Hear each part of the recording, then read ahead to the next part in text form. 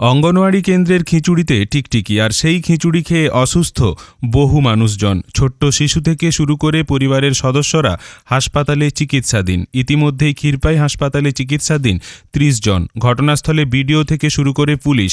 ঘটনা চন্দ্রকোনা ১ নম্বর ব্লকের মাংরুল গ্রাম পঞ্চায়েতের লোড়পুর এলাকাতে।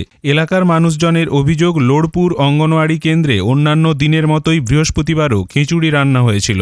সেই খিচুড়ি বাড়িতে নিয়ে গিয়ে খাবার সময় এক অভিভাবক দেখতে পান সেদ্ধ হওয়া এক বড়সড় টিকটিকি। ছড়িয়ে পড়ে তীব্র আতঙ্ক।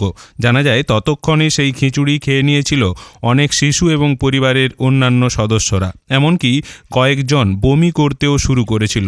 বিষয়টি জানাজানি হতেই দ্রুততার সহিত তাদের ক্ষীরপাই হাসপাতালে চিকিৎসার জন্য নিয়ে যাওয়া হয়। খবর পেয়ে হাসপাতালে পৌঁছেছেন চন্দ্রকোনা ১ নম্বর ব্লকের বিডিও কৃষ্ণেন্দু বিশ্বাস। এছাড়াও হাসপাতালে উপস্থিত হয়েছেন রামজীবনপুর ফাঁড়ির আইসি রাজকুমার দাস, ক্ষীরপাই ফাঁড়ির আইসি গোবর্ধন সাহু। প্রশাসনিক আধিকারিকরা সমস্ত রোগী ও তার পরিজনদের সাথে কথা বলছেন।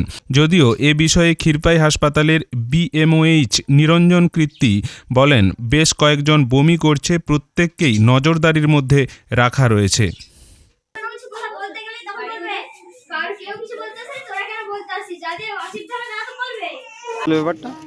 আমাদের খেয়ে আনতে এসেছিল, হ্যাঁ, আর খেঁড়িটা লিয়েও গেছে, আর যে আমার বউ ঢেলেছে সেই খেঁড়িটি বেরিয়ে গেছে, খেঁড়ি থেকে বেরিয়ে গেছে। কি বেরিয়েছে?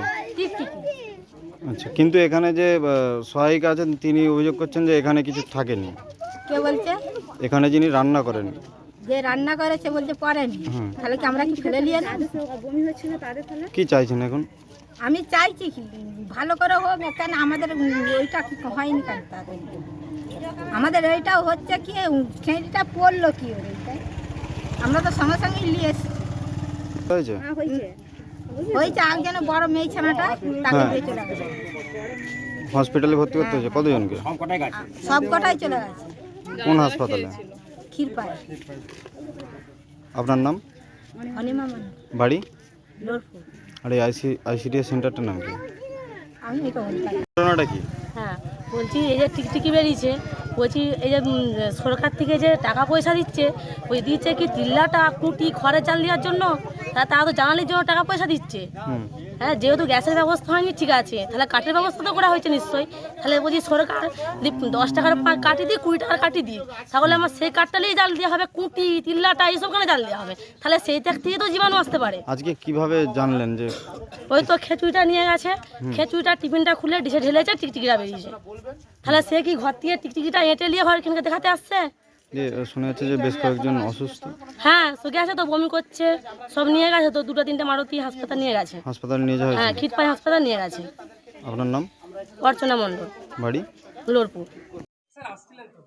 হ্যাঁ, আমি দেখে গেলাম সবাইকে, সবাই সুস্থই আছে, এখনও অবজারভেশনে রয়েছে। ঠিক আছে, চিকিৎসকদের সঙ্গে কথা বলেছি, তারা অবজারভেশনে রেখেছে, প্রত্যেকের ট্রিটমেন্ট ঠিকঠাক মতন চলছে, ভয়ের কিছু নেই এখনো পর্যন্ত। চিকিৎসকরা বলছে যে আমরা ট্রিটমেন্ট করছি, দেখছি, কোনো অসুবিধা নেই, কোনো বাচ্চাই এখনো সেইভাবে অসুস্থ নেই।